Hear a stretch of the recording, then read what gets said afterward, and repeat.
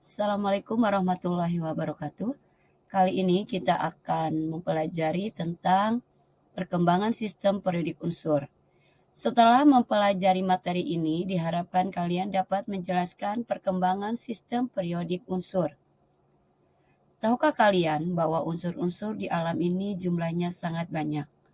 Untuk mempelajari unsur-unsur yang jumlah sangat banyak itu, pastinya kalian akan kesulitan. Oleh karena itu, kita perlu mengelompokkan unsur-unsur tersebut agar lebih mudah mempelajarinya. Awalnya, para ilmuwan menyebutkan bahwa unsur-unsur yang ada di alam ini terdiri atas 4 unsur, yaitu air, angin, api, dan tanah. Pemahaman ini cukup lama dipercaya oleh masyarakat, bahkan mempengaruhi cara pandang kebudayaan-kebudayaan maju di dunia saat itu, seperti di Yunani. Usaha-usaha untuk mengelompokkan unsur-unsur telah dimulai sejak para ahli menemukan semakin banyaknya unsur di alam. Pengelompokan unsur-unsur ini dimaksudkan agar unsur-unsur tersebut mudah dipelajari. Pengelompokan unsur-unsur berdasarkan kemiripan sifat mengalami perkembangan dari yang paling sederhana hingga modern. Sejarah perkembangan sistem periodik unsur. Pada tahun 1769, Antoine Lavoisier menerbitkan suatu daftar unsur-unsur. Lavoisier membagi unsur-unsur dalam unsur logam dan non-logam. Pada waktu itu baru dikenal kurang lebih 33 unsur. Pengelompokan ini merupakan metode paling sederhana yang dilakukan.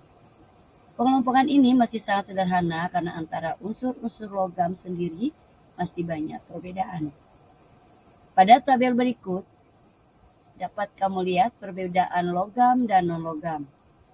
Logam berwujud padat pada suhu kamar, kecuali raksa. Sedangkan non-logam ada yang berupa padat, cair, atau gas pada suhu kamar. Logam mengkilat jika digosok, sedangkan non-logam tidak mengkilat jika digosok, kecuali intan. Logam merupakan konduktor yang baik, sedangkan non-logam bukan konduktor yang baik.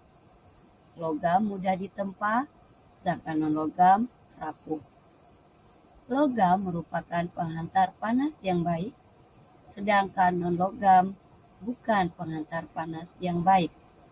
Dan ternyata, selain unsur logam dan non-logam, masih ditemukan beberapa unsur yang memiliki sifat logam dan non-logam, yaitu unsur metaloid.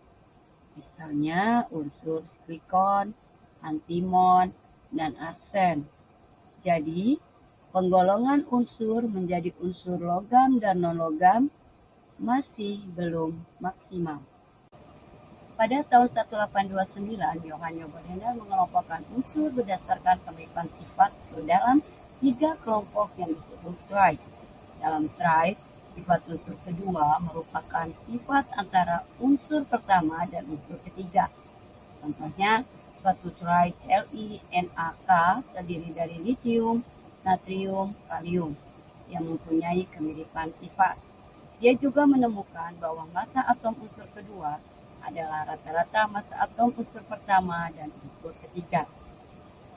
Kita dapat melihat pada tabel pengelompokan triad Bernoulli di unsur natrium memiliki massa atom yang merupakan rata-rata dari massa atom litium dan kalium. Kelebihan dari teori ini adalah adanya keteraturan setiap unsur yang sifatnya mirip massa atom. Unsur yang kedua merupakan massa atom rata-rata di massa atom unsur pertama dan ketiga.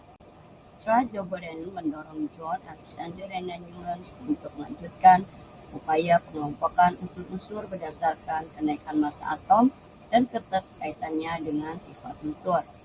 Menurut Newlands, jika unsur-unsur diurutkan letaknya sesuai dengan kenaikan massa atom relatifnya, maka sifat unsur akan terulang pada tiap unsur 8. Keteraturan ini sesuai dengan pengulangan not lagu oktav, sehingga disebut hukum oktav. Tabel berikut menunjukkan pengelompokan unsur berdasarkan hukum oktav Newlands. Pada kenyataannya, masih diketemukan beberapa oktav yang isinya lebih dari 8 unsur, serta penggolongannya ini tidak cocok untuk unsur yang massa atomnya sangat besar. Hal tersebut menjadikan Newlands tersebut di atas belum dapat diterima bagi kalangan para ahli. Pada tahun 1868, Lothar Meyer mengusulkan sistem periodik berdasarkan massa atom. Menurut Meyer, volume atom suatu unsur yang diplotkan dengan massa atom tersebut akan membentuk grafik yang berperiodik secara teratur. Menurut Meyer, volume atom suatu unsur yang diplotkan dengan massa atom tersebut akan membentuk grafik yang berperiodik secara teratur. Unsur-unsur yang sifatnya mirip membentuk suatu keteraturan. Misalnya unsur logam alkali yaitu Na, K, dan Rb berada di puncak. Kemudian Meyer mengembangkan penemuannya ke dalam bentuk tabel seperti berikut. Meskipun sistem periodik Meyer lebih sederhana dan mudah dimengerti dibandingkan Mendeleev, namun masih terdapat unsur-unsur yang massanya lebih besar letaknya di depan unsur yang massanya lebih kecil.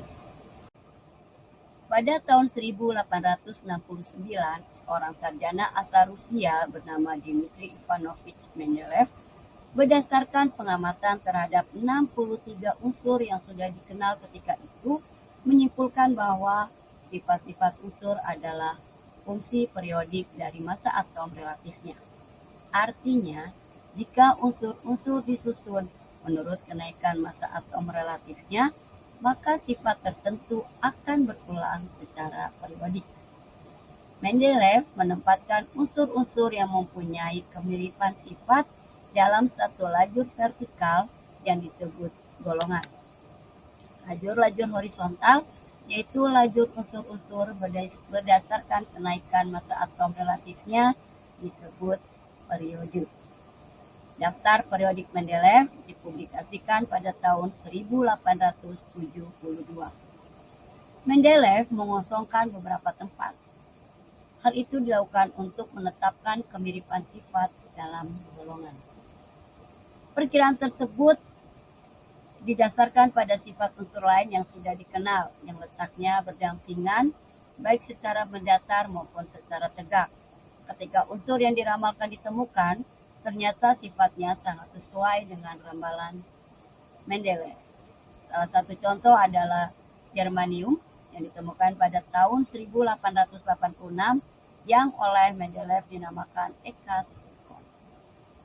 Kelebihan sistem periodik Mendeleev adalah pembentulan massa atom. Selain itu, kelebihan lainnya adalah kemampuan memprediksi unsur baru serta sifat-sifatnya yang belum ditemukan saat itu. Sedangkan kelemahan dari teori ini adalah masih terdapat unsur-unsur yang massanya lebih besar letaknya di depan unsur yang massanya lebih kecil. Hal ini dikarenakan unsur yang mempunyai kemiripan sifat diletakkan dalam satu golongan. Pada tahun 1913, seorang kimiawan Inggris bernama Henry Moseley melakukan eksperimen pengukuran panjang gelombang unsur menggunakan sinar X. Berdasarkan hasil eksperimen tersebut, diperoleh kesimpulan bahwa sifat dasar atom bukan didasari oleh massa atom relatif, melainkan berdasarkan kenaikan jumlah proton.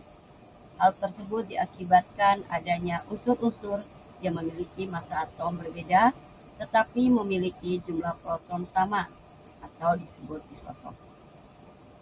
Pengelompokan unsur-unsur sistem periodik modern merupakan penyempurnaan hukum periodik Mendeleev yang disebut juga sistem periodik bentuk panjang. Sistem periodik modern disusun berdasarkan kenaikan nomor atom dan kemiripan sifat.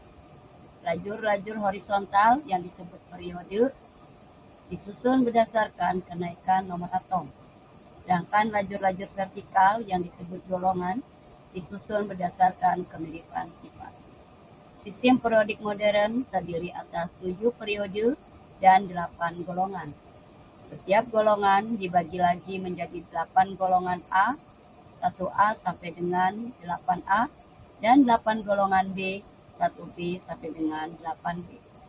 Unsur-unsur golongan A disebut golongan utama, sedangkan golongan B disebut golongan transisi.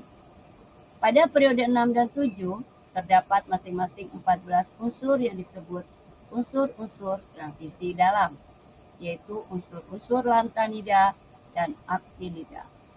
Unsur-unsur transisi dalam semua terdiri golongan 3B. Unsur-unsur lantanida pada periode 6 golongan 3B dan unsur-unsur aktinida pada periode 7 golongan 3B. Penempatan unsur-unsur tersebut di bagian bawah tabel periodik adalah untuk alasan teknis, sehingga daftar tidak terlalu panjang. Kalian dapat melihat sistem periodik modern pada gambar tersebut. Demikian perkembangan sistem periodik unsur. Semoga kalian dapat memahami dan dapat menjelaskan perkembangan sistem periodik unsur kimia. Terima kasih. Wassalamualaikum warahmatullahi wabarakatuh.